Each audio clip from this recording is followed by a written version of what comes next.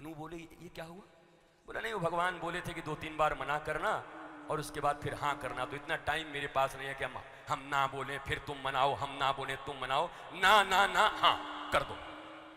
वो भगवान महाराज बोले कितना ये कितना भोले भाले हैं। उनके इस भोलेपन पर भगवान की आंखों से एक अश्रु के बुंद गिरे, वही अश्रु की बुंद जहां गिरी वही बिंदुसार तीर्थ बन गया, जिसे मातृ गया भी कहते हैं। महाराज दिव्याति दिव्य भाव से भगवान का प्राकट्य हो गया। अब इन दोनों का विवाह हो गया।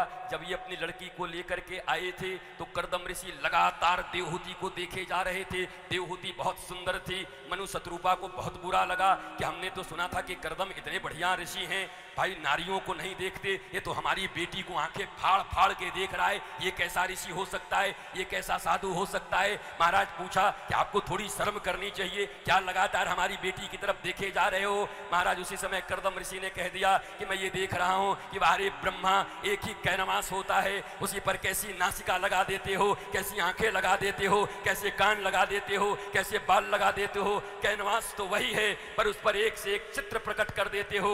मैं ये सोच रहा हूं कि देवहूति इतनी सुंदर है तो राधा रानी कितनी सुंदर होगी, इसलिए मैं तुम्हारी देवहूति को देख रहा हूं। वाह भैया, भोग से योग की ओर दृष्टि चली गई, तुम्हारी योग से भोग की ओर चली जा रही है, कर्दम की भोग से योग की ओर चली जा रही है।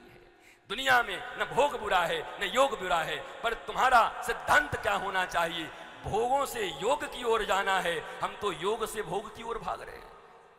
भारत योग का प्रधान था, भारत योगी देश था, अब भोगी हो रहा है। बाहर के लोग भोगी थे, अब वृंदावन में आके योगी हो रहे हैं। लंदन के लोग आ रहे हैं, अमेरिका के आ रहे हैं, स्विट्जरलैंड के लोग आ रहे हैं, नीदरलैंड के लोग आ रहे हैं। तो भोग ठीक है पर धीरे धीरे जिंदगी को योग की ओर ले चलो। बचपन में जो किए वही बुढ़ापे में भी करते रहोगे। हाय हाय, अब तो समय हो रहा। मेरा ऐसा मानना है कि प्रत्येक संत को और भारतीय सनातन परंपरा के मनीषी को विश्वामित्र की तरह होना चाहिए। जीवन में कोई कलंक और दाग भी लग जाए तो फिर बाहर निकलना चाहिए। एक बार कोई मेनका आ जाए और दूसरी बार कोई रंभा आए तो फिर रंभा को पत्थर बना करके अर्थात अपनी निष्णात विद्वता के बल पर दुनिया ही नहीं, दुनिया बनाने वाले श्री राम को भी ज्ञान देने के लिए आ जाए, वो विश्वामित्र हैं। हमारी सनातन परंपरा ये है, पर डराया जा रहा है, मिटाया जा रहा है। कोई आ रहा है कह रहा तो बता दीजिएगा, महाराज जी को हम बता दे रहे हैं। क्या बता दोगे? क्या कर दोगे? क्या कर लोगे? 60-70 साल की जिंदगी सबकी है और मैं सिर्फ इतना जानता हूं कि इस दुनिया में तुम्हें 2 जगह अच्छे रहने हैं, एक परमात्मा की निगाह में और एक अपनी निगाह में। सारी दुनिया कुछ कहती रहे, कोई फर्क नहीं पड़ता। तुम्हारा अपना निगाह शुद्ध हो और उस बुद्ध की निगाह में तुम शुद्ध हो, क्या फर्क पड़ता है? कुछ तो लोग कहेंगे। इसलिए डरपोक कभी संत नहीं हो सकता। डरपोक कभी धर्म की प्रचार प्रसार को इस दुनिया में नहीं फैला सकता। कोई धर्म भीरू आदमी कभी भी जीवन में सनातन संस्कृति को आगे नहीं बढ़ा सकता। संत और महात्मा का अर्थ ही है जो जीवन के इसी क्षण को अंतिम क्षण समझता है। तुम क्या सोचते हो? मैं 70 साल जीने के लिए सोचता हूं, मैं 90 साल जीने के लिए सोचता हूं, मैं 100 साल जीने के लिए सोचता हूं। मुझे तो लगता है कि मेरे जीवन की बस ये विश्राम कथा है, ये अंतिम कथा है, इसलिए दिल लगाकर करता हूं, पता नहीं कहां पर श्वास परमात्मा ऊपर बुला ले। तुम क्या सोचते हो? कोई प्लानिंग बना के काम कर रहे हैं 20 साल के लिए, 30 साल के लिए? हर क्षण हर पल अंतिम है, इसलिए दिल लगा के बोलता हूं, पूरा हृदय लगा के बोलता हूं। क्यों? बोला अंतिम क्षण है, अंतिम कथा है। अगर रियल मस्ती चाहते हो तो व्यासपीठ से भागवत की सौगंध लेके कहता हूं, अपने बच्चों और स्वयं को धर्म और शास्त्र की ओर उन्मुख करो, धन की कमी नहीं होगी। धन तो, अरे हमारे शास्त्रों में धन की इतनी विधियां बताई गई हैं, हमारे शास्त्रों में सुंदर विवाह की इतनी नीतियां बताई गई हैं, हमारे शास्त्रों में पूर्णतः स्वस्थ रहने की जो विधियां बताई गई हैं और डॉक्टरों के पास भी नहीं, WHO के पास नहीं, एलोपैथ के पास नहीं। Prevention is better than cure.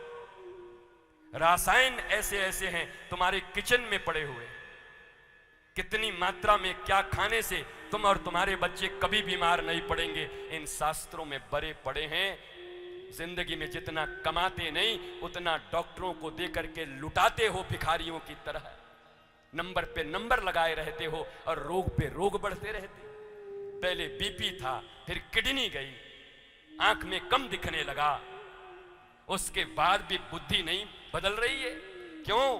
क्योंकि धर्म मुफ्त में मिलता है, कथा मुफ्त में मिलती है। फ्री में कोई आया है कथा करने के लिए।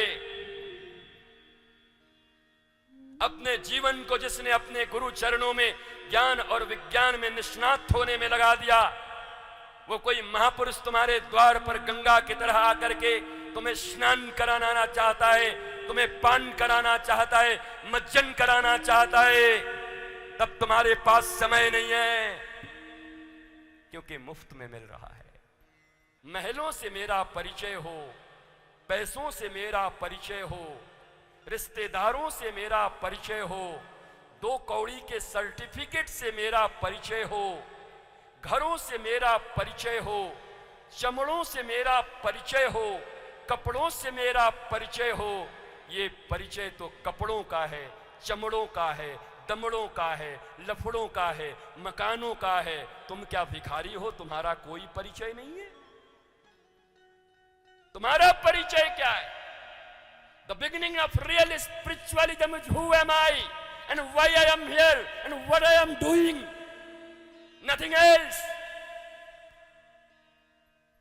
वास्तविक स्पिरिचुअलिज्म, आध्यात्म की परिभाषा एक ही है, धर्म की परिभाषा। मेरी मां नागपुर वाली, श्यामनगर वाली, माफ करना, अभी 4 दिन बचे हैं, कल भगवान का जन्म भी है, अवतार भी है। मैं बचे हुए दिन में कोशिश तो कर रहा हूं कि वही सुनाऊं जो आपके दिल को लगे, आपके दिल में बैठ जाए, पर क्या करूं, बोलने की ऐसी आदत है कि बोलते बोलते याद ही नहीं रहता कि श्यामनगर में बैठा हूं कि लंदन में बैठा हूं, पता ही नहीं चलता। तो भूल जाता हूं कि फिर मुझे एक बात ऐसा लगता है कि जब कालिदास जो इतने गलत संस्कृत बोलते थे, उनको भाषा भी नहीं आती थी, और काली माँ की ऐसी कृपा हो गई कि उन्होंने पल भर में संस्कृत के विद्वान बनकर के बड़े बड़े किताबों का और धर्म ग्रंथों का रचना कर दिया। हमारे आपके ही महाराष्ट्र में भगवान ज्ञान देव ने एक भैंसा को छू दिया और भैंसे ने वेद की स्तुति प्रारंभ कर दी, वेद की ऋचा प्रारंभ कर दी। तो मुझे भी ऐसा लगता है नागपुर के श्यामनगर में बैठी हमारी सारी माताएं राधा रानी की सहेलियां हैं, उनको भी सब समझ में आता है, भगवान की हर बातें उनको समझ में आती। ऐसी कौन सी बात है जो जननी को समझ में ना आए? जननी सब समझती है। भले ही बैठ करके इतना बकबक कर रहा हूं, पर आया तो आपके ही गर्भ से हूं, मैया के गर्भ से ही तो आया हूं ना, माई के कोख से तो ही आया हूं ना, तुम्हारी गोद में ही तो खेल कर बड़ा हुआ हूं ना। हमारी माँ भी तो कान पकड़ के चपत लगाती होगी, हमें भी तो दूध पिलाती होगी, हमें भी तो रात भर सुलाती होगी। इसलिए हे माँ, अगर तुम्हारा बच्चा इतना बोल सकता है, तुम तो जननी हो, तुम क्या नहीं समझ सकती और क्या नहीं बोल सकती? तुम तो माँ हो, मातृ स्वरूपा हो। भारत में माताओं की पूजा है,